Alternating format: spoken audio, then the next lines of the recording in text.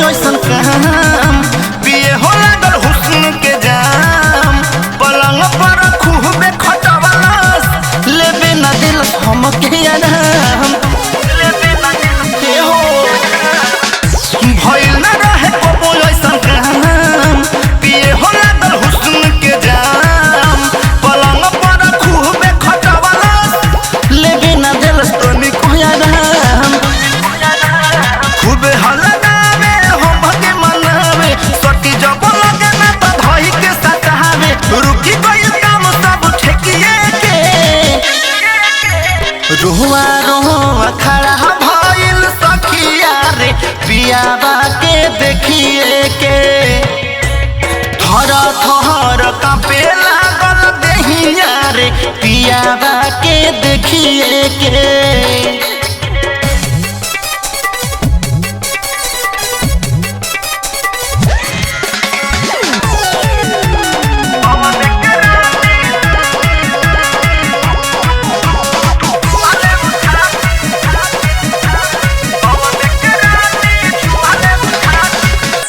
चंदन राज राजी सारा ठोर करे न देले हमारा के सोर अंगद राजा धई के नु पाजा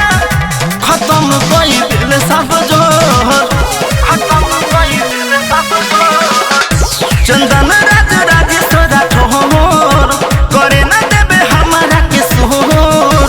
अंगद राजा धई के नु पाजा खत्म कई दिल सब जोर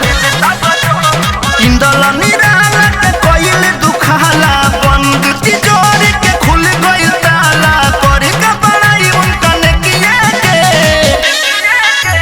रुआ रुआ खड़ा भइल सखिया रे पियाबा के देखिए के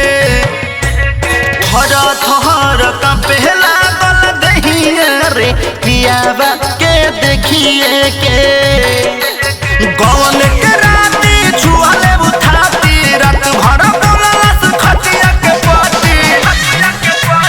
भिड़ी गइल गहना के फेकिए के रुआ रुआ खड़ा भइल सखिया रे पियाबा के देखिए के